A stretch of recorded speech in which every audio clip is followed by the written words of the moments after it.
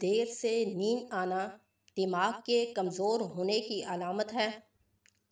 آنکھوں میں سرما لگانا سنت رسول ہے۔ بھینس کا دودھ جسم کو موٹا کرتا ہے۔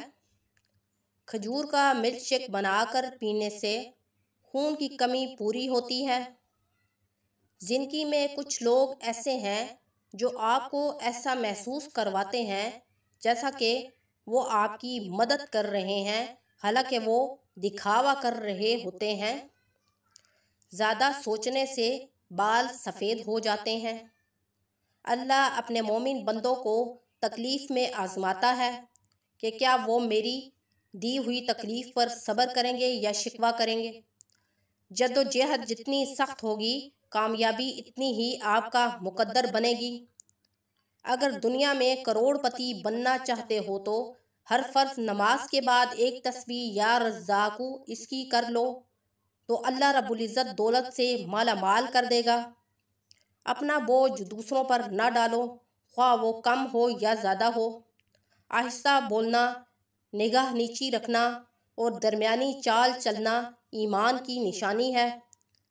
خاموشی غصے کا بہترین علاج ہے۔ گناہ کرنا کسی نہ کسی صورت میں انسان کے دل کو بے چین رکھتا ہے۔ زیادہ کھانا بھی ایک بیماری ہے۔ کامیابی کا سب سے بڑا راز خود اعتمادی ہے۔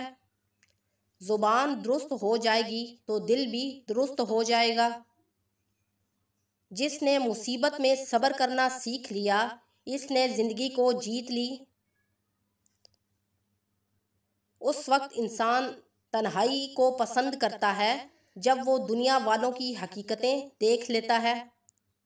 عقل مند انسان کسی متکبر کے سامنے نہیں جھکتا۔ صفائی نصف ایمان ہے۔ اگر کوئی کسی پر ظلم کرے اور وہ شخص اس پر صبر کر لے تو اللہ رب العزت خود اس کا بدلہ لیتا ہے۔ جب دکھ حد سے بڑھ جائیں تو اپنے رب سے رجوع کر لیا کرو۔ بدترین ہے وہ شخص جس کے شر سے بچنے کے لیے اس کی عزت کریں، لوگ اس کی عزت کریں۔